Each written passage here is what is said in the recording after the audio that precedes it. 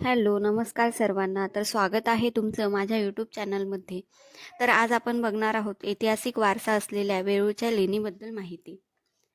वेरूळ लेणी ही छत्रपती संभाजीनगर शहरापासून 30 किलोमीटर अंतरावरील वेरूळ गावातील जगप्रसिद्ध लेणी आहे. ही लेणी सह्याद्रीच्या सातमाळा पर्वत रांगेतील डोंगर कड्यात साधारणतः 5व्या ते 10व्या शतकाच्या कालखंडात कोरलेल्या एकूण 34 लेणी आहेत.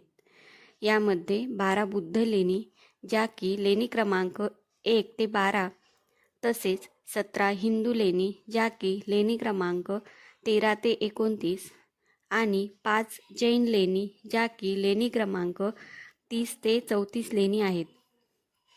इसवी सन 1951 साली भारत सरकारने या लेण्याला राष्ट्रीय स्मारक म्हणून घोषित केले आणि त्यानंतर ती भारत सरकारच्या पुरातत्व विभागाकडे सोपवण्यात आली.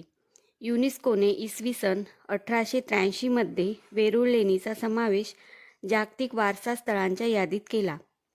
कैलास मंदिर या जगातील त्यांच्या स्थापत्यशास्त्रात अद्भुत आहे, जे राष्ट्रकूट राजवांच्या नरेश कृष्ण प्रथम 757 ते 783 मध्ये बांधण्यात आलेले होते. संपूर्ण पर्वत बाहेरून मूर्तीसारखे कोरलेले आहे. ते द्रविडी शैलीचे मंदिर म्हणून आकारले गेले आहे. एकूणच 276 फीट लांब, 154 फूट रुंद हे मंदिर केवळ एक खडक कापून बांधलेले आहे. ते वरपासून खोलपर्यंत तयार केलेले आहे. ते बांधण्यासाठी खडकातून सुमारे 40,000 टन दगड काढला गेला. पहिला भाग त्यांच्या बांधकामासाठी वेगळे करण्यात आला आणि नंतर हा पर्वत भाग आतून कापला गेला आणि 90 फूट उंच मंदिर बांधण्यात आले. मंदिर बाहेरील बाजूने मूर्तीचे बनलेले आहे. या मंदिराचा महल 3 बाजूंच्या वर होती, जी मंदिराच्या वरच्या भागाला जोडलेली होती. आता हे पूल पडले आहेत. खुल्या मंडपात समोर नंदी आणि विशाल हत्ती आणि स्तंभ आहेत. हे काम भारतीय स्थापत्यशास्त्र कौशल्याचा एक अद्भुत नमुना आहे. वेरूळचे कैलासनाथ मंदिर हे भारतीय शिल्पकलेतील एक आश्चर्य मानले जाते.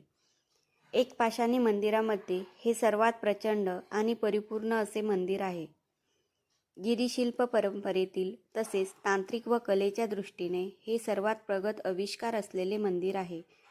या मंदिराचा वरचा भाग म्हणजे कळस आदी घडवून शिल्पकार खाली उतरत गेले. राष्ट्रकूट राजा श्रीकृष्ण प्रथम आणि दंतदुर्ग यांच्या काळात हे मंदिर खोदले गेले. कैलासनाथ मंदिर द्रविडी मंदिर स्थापत्यशैलीमध्ये घडवण्यात आले आहे.